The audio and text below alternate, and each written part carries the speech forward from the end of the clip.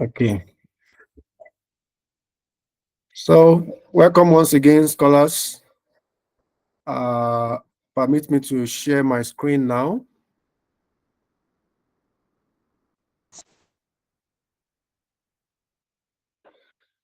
Please, can you see my screen? Yes, sir. Yes. Okay. Okay. Thank you.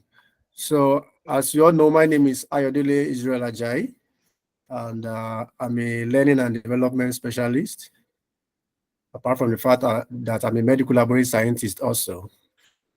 Okay, this evening we'll be looking at why your job Yes, we applications continue. aren't getting results, tips for success. So we'll be talking about the reason why some of our applications are not getting results, we are not getting feedback. And again, we also be talking about some of the tips for successful application and getting interviewed and uh, being successful along the run.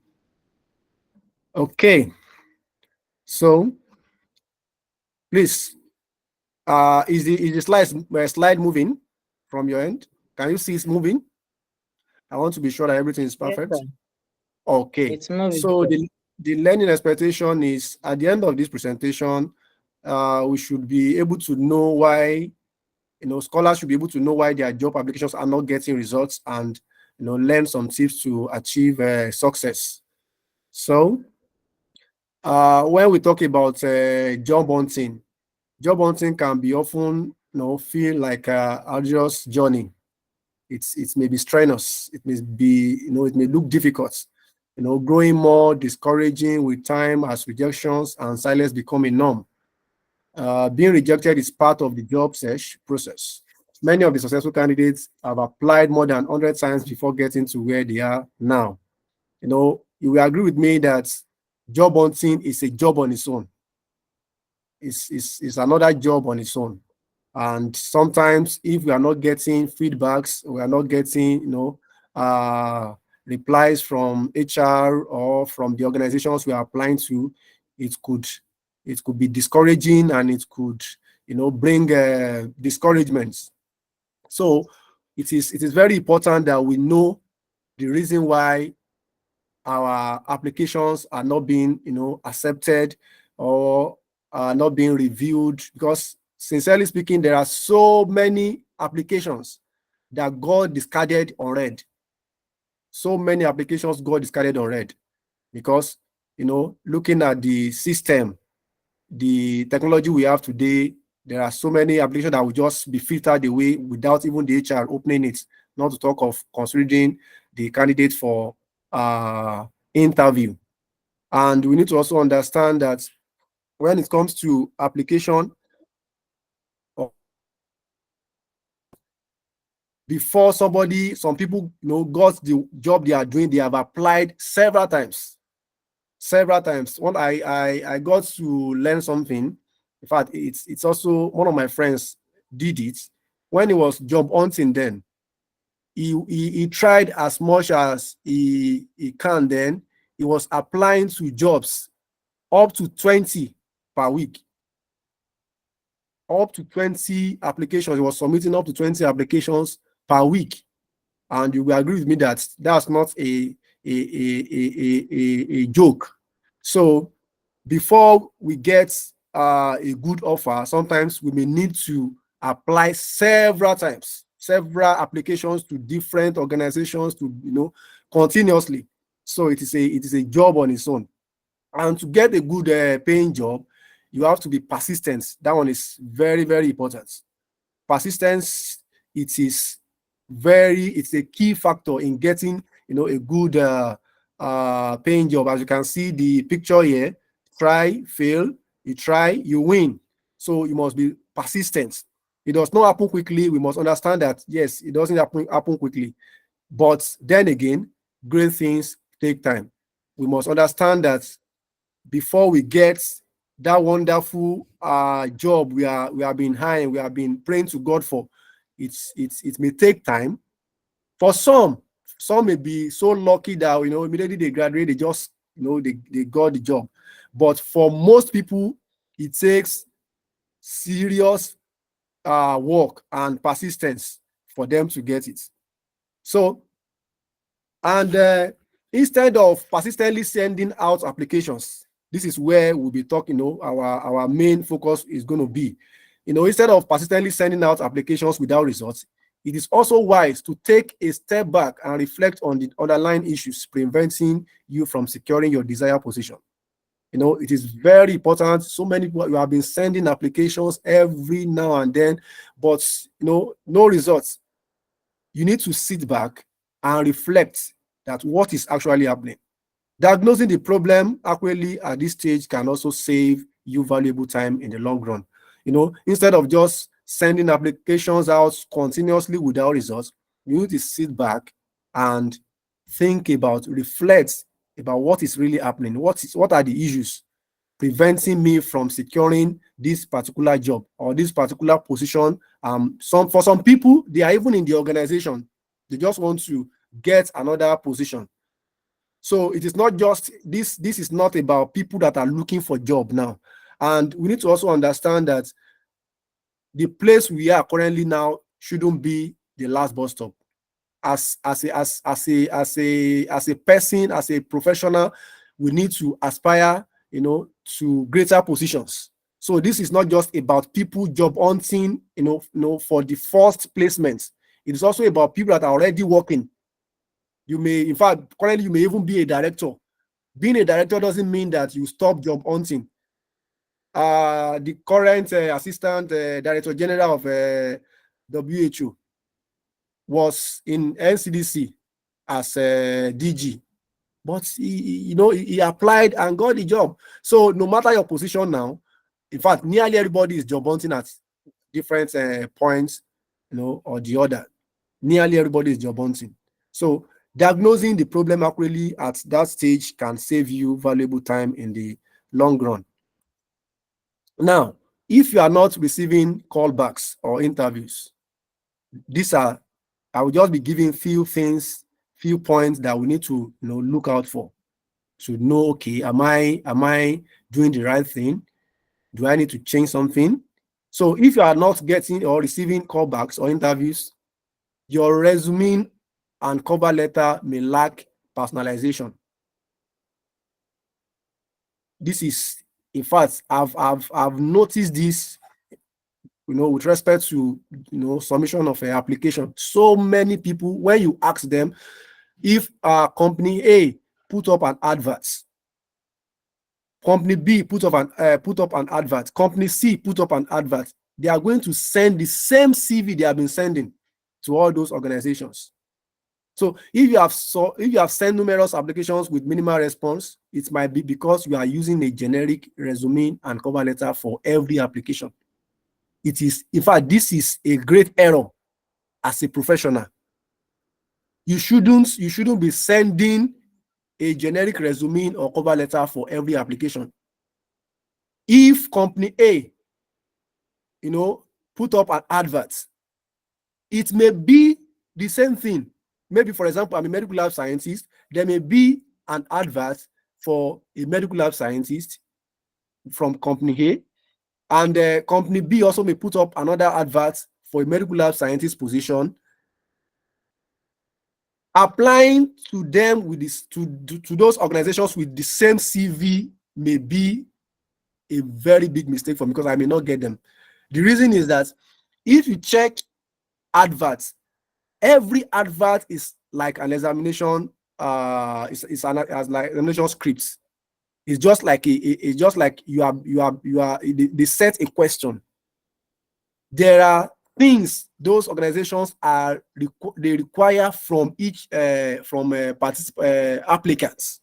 So if company A lists their own requirements and you send the same CV that you have been sending to company B, company S, company Z, you may be making a big error. So you must understand the fact that you cannot afford to be sending a generic CV or resume or cover letter for every application. For every application, you must read through the adverts. Okay, what are the things the HR or the organizations, organization is looking out for? What are they expecting the candidate to have? You need to tailor your CV to meet up with those requirements. Even though company A and company B may be saying they need a nurse or they need a medical doctor, they need a public health officer, but they may not be expecting the same thing. Their expectation or the work schedule, the TOR may be entirely different. Please, if you are not talking, can you please mute? Please, if you are not talking, please mute, please, so that you will not be having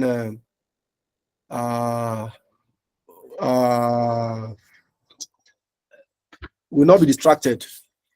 So, as I was saying, you must tailor your CV, your cover letter, to meet up with that particular application you are applying for. So tailoring this document to match the job's requirement is crucial, very, very crucial. Highlight your relevant skills and experiences to showcase how you are a perfect fit for the role. For example, okay, I'm into polio program. If WHO wants to advertise maybe for a medical laboratory scientist position for polio program, definitely is going to be what they are going to be putting into the application is going to be different from, for example, Alima, that is sending out adverts for what's the name, Lassa fever program. They are in need of medical scientists. They may be in need of a nurse. They may be in need of a medical doctor, but the program is different. So they will be needing different skills, different exposure, different things. Sending the same CV is just an error. And you must also understand that your cover letter is also very important. You must tailor it to meet up with the advert, the requirements. Now, I do tell people, when you are sending out your cover letter supposed to show to the organization that you know them. So just sending a generic cover letter to all the organizations would mean that what is this person doing? In fact, if mistakenly the HR even read it, because through the system most of the organizations have now, your CV or your cover letter will never scale through the process, not to talk of being read. But if mistakenly the HR pick your cover letter to read, and by the time he or she reads the first sentence, the person will be discouraged. Your first sentence should, show that you know the organization you are applying, to. This is very, very important as an applicant. It is very important. For example, now, okay, you are applying to UNICEF, and you are not even, showing that you know what UNICEF is all about in your application. Then the person may not be interested in reading further, because there is a saying that first impression lasts longer. The person, even if the person even reads through, the person will have taken the first impression from the first sentence and use it to read through the application and finally discard it. So you need to show in your cover letter, it must be specific to that particular organization. Let them know that, okay, you know UNICEF very well. You know what they do, and that is why you want to join them. Because, in interview, they will ask you what motivates you. So you need to let them know that, oh, this particular thing, what you are doing in your organization is, what motivated me to apply, for this job. For example, now, maybe you are an educationist and you are applying to UNICEF and you don't even know anything about children. Then you are joking. You need to let them know that you have passion for children education, nutrition, and all those things, even in your cover letter. And you need to also understand that your cover letter is not it's not your second CV. You shouldn't transfer all the things you have in your cover letter to your in your CV to your cover letter. No, cover letter is different thing, and cover letter is for you to show your strengths, how you are fit for the job. That is, the work of a cover letter. And you need to list. Still, you still have to check the requirements. What are the skills, expected from the applicants? You need to list them. What do you have? What are your selling points? You need to also list them in the cover letter. So you must tailor your CV cover letter to match the job requirements. This is very, very important.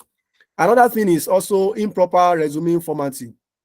As I've said earlier, that this day, as in this era of technology, hardly would you see HR checking CV one after the other, having to open all the.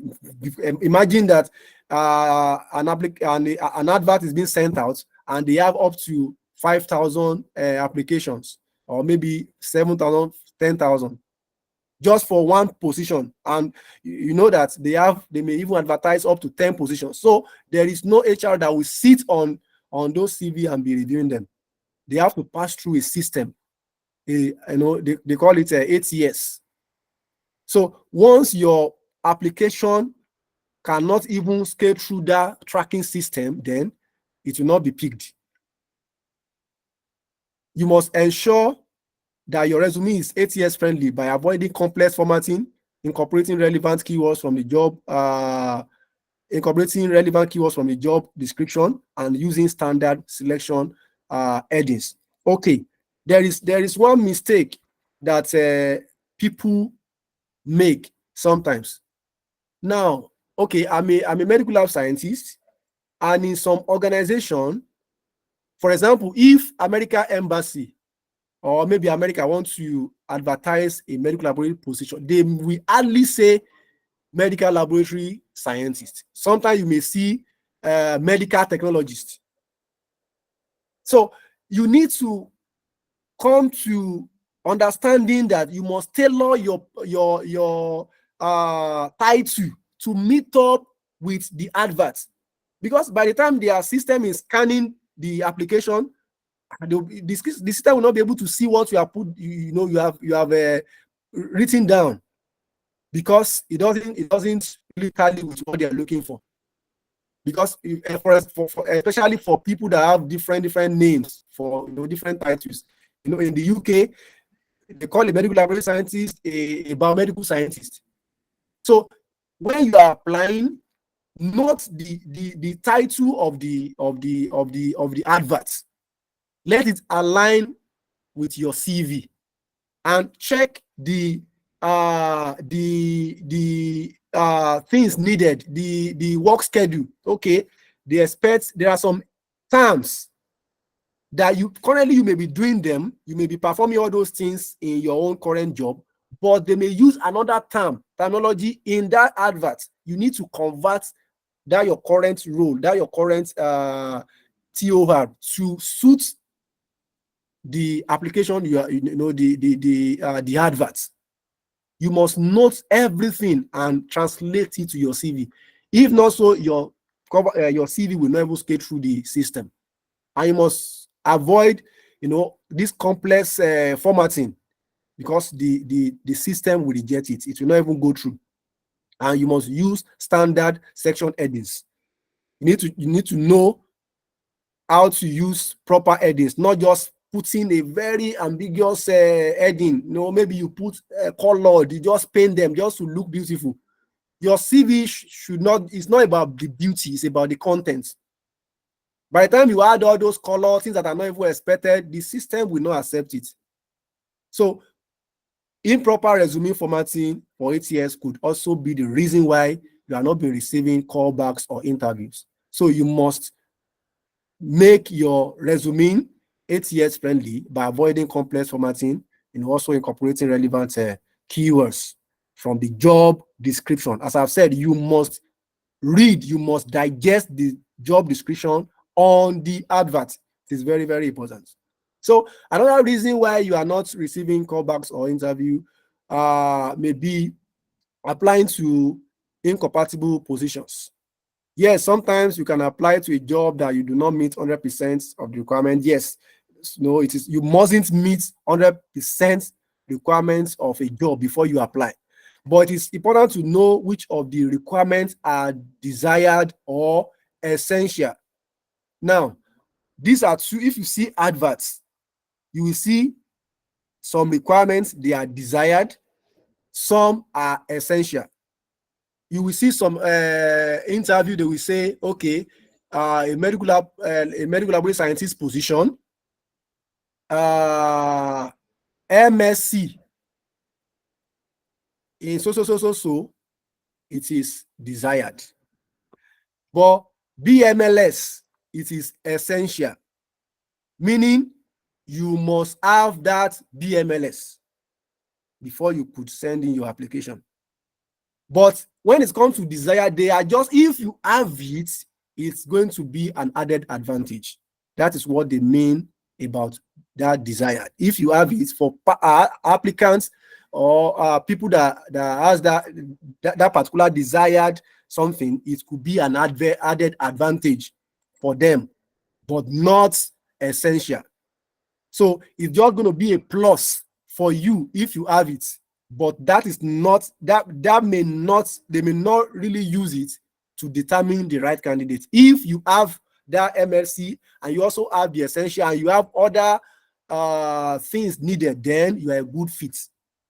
But in some cases, somebody that just has the essential with other skills can get the job. You must have all the essential requirements and additional skills that make you stand out from the rest of other applicants. So by the time you read through the adverts and you know that, oh, okay, I have the essential, then you are good to go. The desired is just like adding spices to your meal. So you must understand that, okay, when this thing is essential, it is essential. The organization cannot do without it. But when it is desired, then you can still have the job. So another thing is that sometimes, like I've said, like my friend, when he was job hunting, he was applying to up to 20, jobs every week. We may also be overly selective in our job choices, or sometimes you see some job you don't want to apply for it because you think, no, I want a better one. Yes, we may get to a point where we cannot go lower. This one, especially for people that are just starting their career, you need to consider applying for stepping stone roles. There are some roles that are called stepping stone roles. You can see the picture in this slide. There are some steps. This is that house, that building is your desired position. But you need to pass through some, steps. You need to go through some steps before you can get to that house. That's why you see these steps. They are stepping stone. We call them stepping stone roles. For example, now you are maybe you are looking for maybe in the UN system, you are looking for a job, maybe NOA, NOB, NOC, and there is an advert of G5. If you really want to go into that organization, you can try to enter through that particular G5. It is easier when you are in the system to get higher positions than just looking for higher position from outside. So it is also good to consider applying for stepping stone roles to get into the system. Maybe you are applying to WFP, you are applying to UNICEF, you are applying to WHO, UNDP, ICRC, all those international organizations. It is easier when you enter through stepping stone roles. because by the time you enter, maybe after 1 year, after 2 years, you can now apply for that your desired position. So we should not just limit our job applications. Don't be too selective. Yes, there are some positions you may not be able to apply for because of your current certification, your current degree. But when it comes to also some roles, you need to start from a stepping stone role to be able to get that particular job that you are eyeing. Another thing is we need to utilize our network. Underutilizing your network could be the reason why you are not receiving feedbacks or callbacks or interviews. There is something we need to understand, that there is nothing relationship cannot get you. There is nothing. In fact, there is nothing money can buy that relationship cannot buy. There are some things that money cannot buy that relationship can buy. Anything money can buy, relationship can buy it. But there are some things that money cannot buy and relationship will buy it. So underutilizing your network may also prevent you from receiving callbacks or interviews for all those numerous job applications.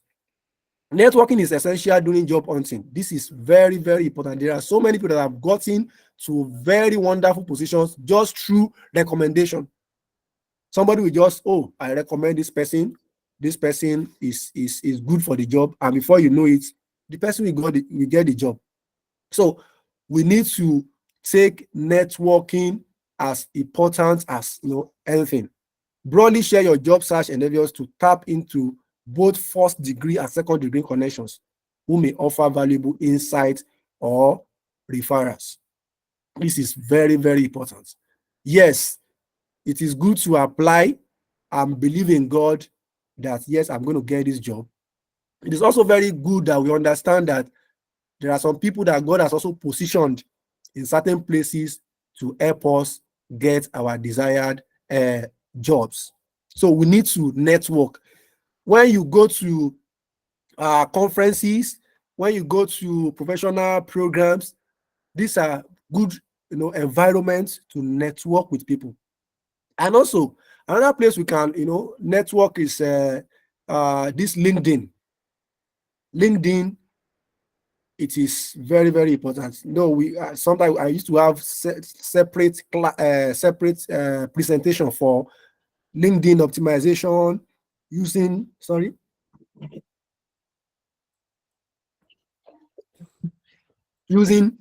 how to utilize LinkedIn for to our advantage. Now, when it comes to LinkedIn issue, it's not like Facebook that you add your family and friends. That just because you know that person, you want to add the person. No, you can do that on Facebook. You can do that on other social media platforms. But when it comes to LinkedIn, you need to network with professionals, people that, yes, these ones are important to my career, not just because this person is your friend or is your father, is your mother. In fact, your father may not be useful to you on LinkedIn if you people don't have the same calling, or you don't even have the same professional interest. So it is not like where you just see they'll be making suggestions. Just you see this person, you add the person. You see another person, you add the person, or you accept every request. No, that is not what the platform is made for. You need to connect with people in that particular field that you want to grow in. For example, me now, I'm a medical lab scientist, I'm a learning and development specialist, and I want to add somebody. I'm now adding, and when you check my friends, I have people that study economics, accounting, business administration. By the time they read my post, even if I post on the platform, by the time they read it, they will not really see anything that is that entice them on the platform. There are I think last year I commented on one of the people I'm following is a government official, is a commissioner. So it's a commissioner from my state, actually. I commented on his post. I acknowledged his work, and I now said, okay, I'm also available if my service is needed. And he sent me a message. If I send me his email, that I should message him, and I sent him, and he recommended. In fact, he recommended him to a particular person in the state. But just, I'm just very far from the state. But I told him, okay, if I'm available and there is something I need to do for the state, I will do it. Imagine that I didn't been, maybe I'm even looking for a job. I can easily say, oh, sir, I'm looking out for this particular role, and that could have been the breakthrough. I am in contact with people that are in high places that just by maybe physical, I may not be able to get to them, but through that platform we interact. And make sure that on your, as I've said, it's not Facebook that all what you just do on the platform is post your picture where you are laughing, you are playing with your dogs, all those things. No, you need to remain professional when it comes to that platform. Remain professional. Make sure that you gather networks, useful networks, not just anyhow person, not just adding anyhow person. No, people that are not relevant to your career. Sorry.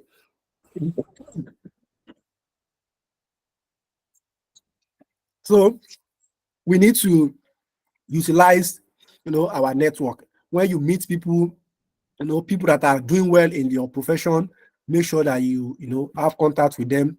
And let me also say this: it's not, it shouldn't be part of what this topic is all about. But when you are reaching out to those people, maybe you want to, maybe a governor, a commissioner, a senator, or HR, director of organizations, country director, all those people, don't just say good morning, sir. Good evening, sir. The good is that, good is that. Just that particular message, and you are expecting them to reply and be saying, "How are you?" It's a big mistake. If you want to reach out to any person that you need his or her help, or maybe mentorship, go straight to the point. Make sure that all the things you need to say when you are sending that message contains that particular, everything is inside the message you are sending, so that by the time the person, go through them, if the person is interested to help you out, then the person will respond. But for you to, where would the person get time to be exchanging pleasantries with you? It is just impossible. So just make sure that you send the message you are sending once and for all. Greet the person, tell the person why you need, the help, and how you can be of help also. Then the person will reply you.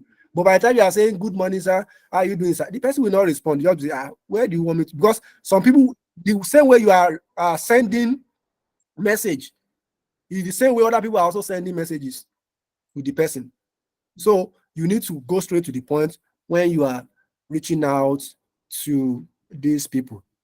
I don't want this particular one to be too long. There are other things we need to still talk about. Now, these are things that will prevent you from getting, callbacks or interview.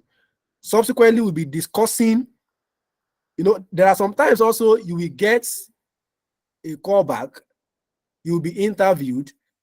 What are the things that could also prevent you from finally securing the job? So subsequently, we'll be discussing that. So, but for today, I'll be entertaining questions on what we have discussed. Thank you. So this is question and answer time. Okay, I can see.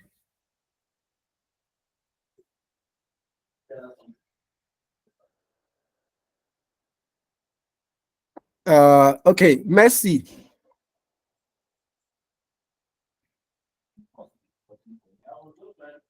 Mercy Okon.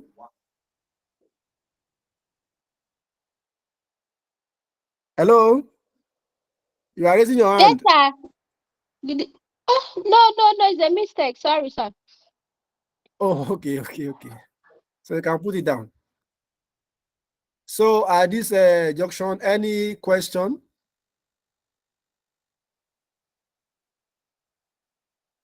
So that we answer it together.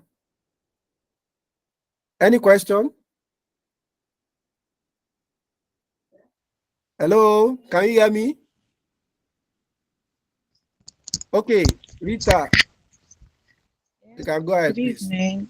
Thank you so Good much evening, ma'am. for thank you so much for putting together this section. My question is, there was this point you talked about um, stepping stone to Okay, your desired position. You see an okay, opening that is not really what you want, but gives you access into that organization.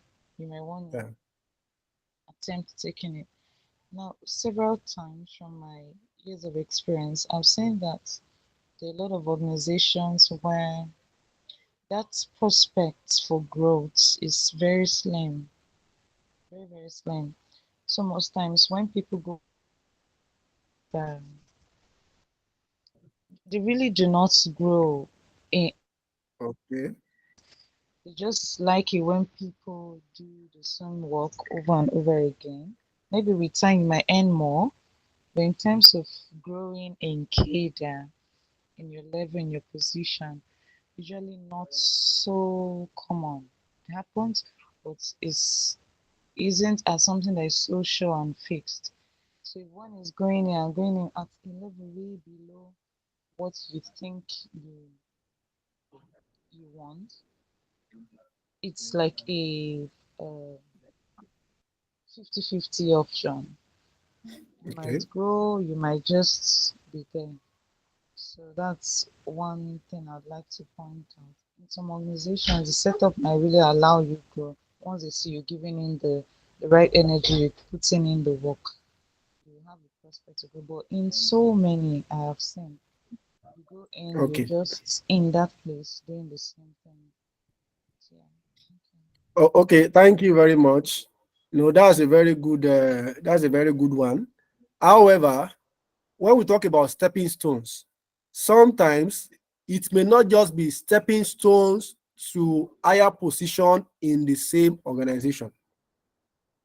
It may also be stepping stone to a better position in another organization, because it is easier to get an offer while you are still working than when you are just at home and applying. I don't know if that is clear. It is easier to get an offer, a better offer in a particular in another organization while you are working than when you are just at home. So when we say stepping stone, the stepping stone does not necessarily mean that it must be in that particular position. It could be stepping stone to another organization, a better organization that that encourages growth.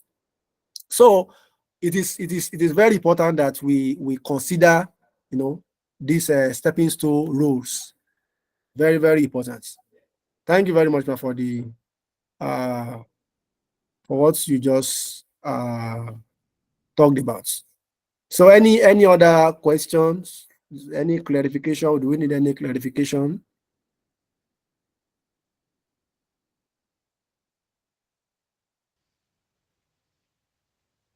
Good evening, Okay. everyone. Oh, okay. Sorry, sir. I didn't raise up my hand. Sorry, sir. No problem. No problem. Okay, sir. You talked about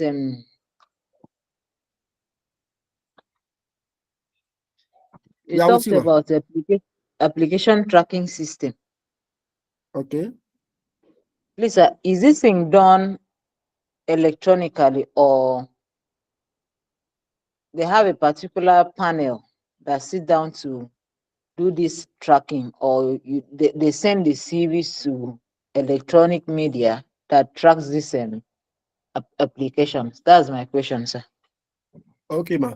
It is done electronically. It is done electronically, and once they subject all the CV to the system, and they will put some keywords. They put keywords expected from all the applicants. So or every other CV not containing those keywords will be discarded, no matter how qualified the person is. So any application that is not containing those keywords, they need from such a role, the CV. As I've said earlier, there are thousands of applications got discarded or read. So they will not even read it in the first place, they will have discarded it. So it's electronically, man. Okay, Muhammad. Thank you. Yes. Mr. Ayo, Good evening, sir. my question. Good evening. My question is with regard to job seeking opportunities, maybe worldwide, with regard to Arab countries, UAE, Okay. and other places. So, is there Okay, any sir. available website that you can access to have seen the opportunities for you to apply, or how does it going to be? That is my question. Okay. Yes, there are platforms which do post opportunities from all those places. In fact, in our own company too, we have a website where we post opportunities. But for now, we have restricted it to fellowship, conferences, and these other opportunities, internship. So very soon, we also be resuming that. We do post job opportunities, different organizations, different countries. We are going to resume that, but there are organization websites from which you can access all those opportunities. There are. Pius Shaibu.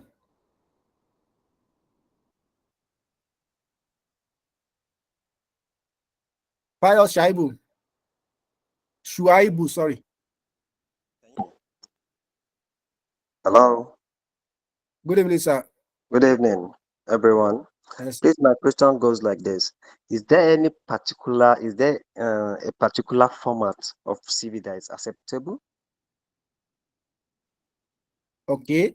You mean Yeah, for generally, right? yeah, generally, yeah. Okay. Yes. When it comes to CV, what you need to know is the order of arranging all those steps, maybe the job experience, the education, certification, skills, referencing, and all those stuff. The most important thing is to follow the order properly. However, there are some organizations that will be specific on the formats. But aside that, what you need most is the order. Once everything is there, no matter how you put them, as in no matter, not too complicated now, not too complicated. If you can arrange them, the first thing should be your experience and should start with your current role and now go, in that order. Your last role, the other previous one. That's how you should put them down. Your education should go next, and you should also put them in order of which one are you. Maybe you are currently enrolled in one, you put that. The other ones, you also list them. Your certification, your awards, your professional affiliation, all those ones. It is just the order that is very important. And you should also understand things that are supposed to be in the CV and things that are supposed not to be in the CV. For example, now, there is no need putting your age on the CV except otherwise stated by the organization you are applying to. There is no need putting your gender. This one is another topic entirely also. The reason why you shouldn't do this is that, for example, now, maybe or even your state of origin. Maybe, for example, now there is a particular role that, okay, they need a female for that role, and you are a man. Now, you need to leave, you need to give the HR. Sometimes the HR may desire a female, but if you are qualified, as in seriously qualified for that position, you may be employed as a man. But if you have indicated that you are a man on the CV, they will not even call you for an interview in the first place. But if you just leave that open, that okay, we don't even know if the person is a man or a woman now, let's just call the person. You may get there and just perform excellently, and they will say, even though we need a man for this role, but we need a lady for this role, you have performed excellently well that we need to employ you. So just leave that one open for the HR to decide. You need to put your state of origin. You don't need to put your state of origin because you don't know. For example, this is we are humans. We are humans. There are some people that they have sentiment for particular states, that for this person I will know I cannot employ, maybe because of experience. Maybe at a point they have some people from a particular environment, and those people they have been disappointed. They may just say, okay, we are not going to employ people from this. For now, we are not going to employ the people from this environment. If you put your state of origin there, you will not be called for an interview. But if you leave it open and you get there, and you say this person is from so state, but you are just excellent, you will be employed. Another example is there are some jobs also that the people they need, except if they now instruct you that you must put your date of birth. There are some jobs they will not put such clause there, but that's unwritten rule now. They don't write it there, but that's what they are expecting, that the person that will be occupying this position must not be more than 30 years. And maybe, for example, you are 35 years, and you not put it, they don't know your age. And when they see your CV, they see your skills, wow, this person we must call this person for an interview. You now get there, they now ask you what's your age. You now said 35. It may be hard for them, but if you have performed excellently, then they will not have any choice than to employ you. But if you have added your age, then they will not even call you for interview. You will not be able to even come and show that you are good or you are fit for the position. So these are things that we just need to understand on the CV.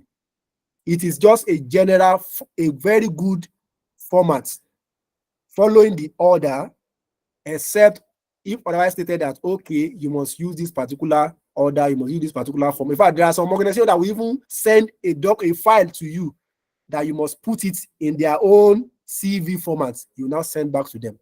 So except that, you can use any format, but you must follow the order. Thank you, sir.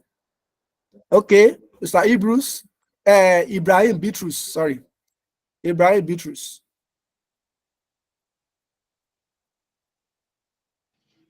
Yes, Mr. Ayo, good evening. Good evening, everyone. Good evening. Yeah, I just want to add on what you said. Thank you for the presentation.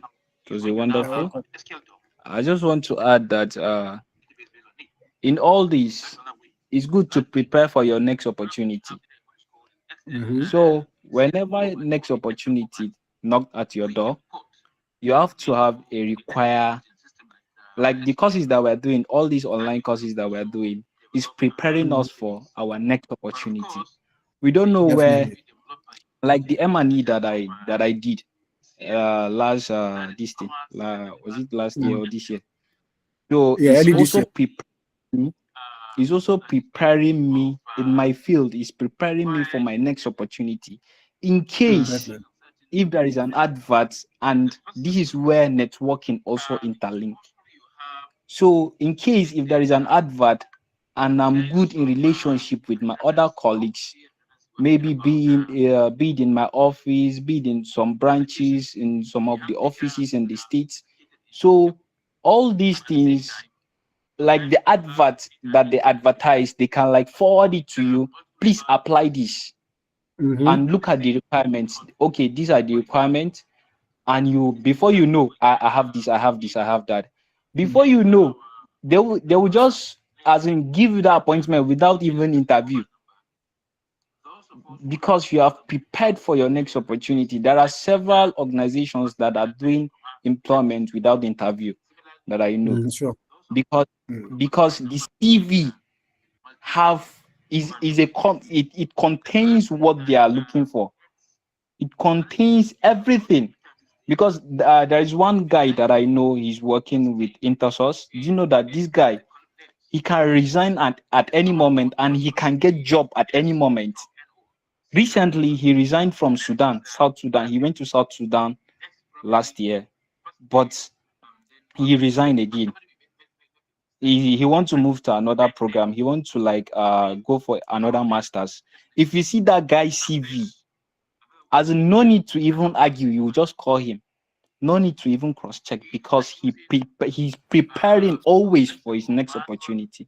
So it's also good for us to prepare for our next opportunity. Thank you. That's the little that I Yeah. was keeping. Thank you, Mr. Ibrahim. And Mr. Ibrahim, you bear me witness of something that happened. You know, with respect to what he was talking about, relationship or networking. Something happened. Mr. Ibrahim know this person. He made an application. No, there was an opening, so he applied. He wasn't he did not have the requirement, the full requirement for that position. But because this thing now, it is linked to stepping stone networking, because it's in the organization. He took a job, a very, as in, if I tell you the payment he was receiving, I think was it not 20,000 then, or 20-something thousand that he first started with. He accepted that particular position as a stepping stone. When an advert now came out for a position, he wasn't meeting the requirements, but because of networking and how he has also worked in the organization, they have to change. In fact, he was called from the headquarters. He was called that, okay, what is your qualification? He told them they have to change the qualification on the advert to meet up with his own qualification for him to get that job. And today, it's not even in that particular one again. He has even gone to higher position in the same organization, just from starting from a salary that is not up to, 20,000. And his salary today is in millions. Mr. Ibrahim, am I lying? In foreign currency, not millions, in foreign currency. He knows the person I'm talking about. So he knows the person. Yes, I know. About. So when we talk about stepping stone, people don't just understand this. The person is a testimony on his own, and today he can do anything he wants to do, and is a big person in the organization currently. So these are things that you need to understand, that life is not just the way we think it. Sometimes we must sit down, as I've also said, that we must reflect and arrange how we want to move professionally. There are sometimes that you may need to, in fact, sometimes ago, I considered going for a job that the payment is lesser, but the position is higher. Sometimes it happens that way. The payment is lesser than what I was getting then, but the position is higher.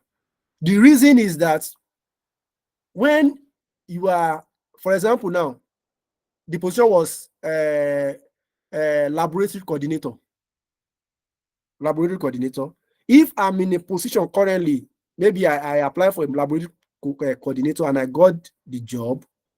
Now, if I'm applying for another organization, my desired organization now as a laboratory coordinator, then they will know that yes, this person is, he has experience in this particular position. So we need to sit down and do some calculation and take some calculated risks sometimes professionally. So thank you for that, Mr. Ibrahim. Any other question, contribution? You know, I know we are all professionals and we must have even taken some steps when it comes to job hunting, you know, taking up new roles. It is very important that we also share, you know, amongst ourselves what can be of help. So any other question? So I want to believe that we have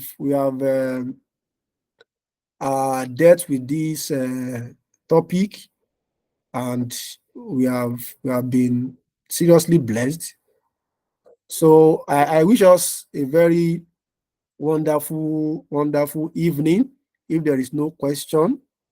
And I believe that as a participant on our site, these are some of the things that we also, you know, we add to people. You know, it gives me great pleasure to contribute to our growth also as a person, and we continue to do this.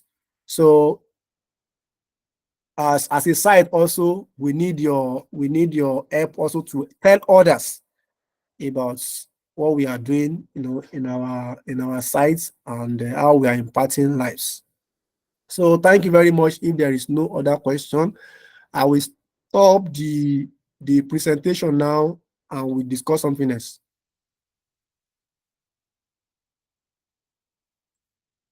Let me, so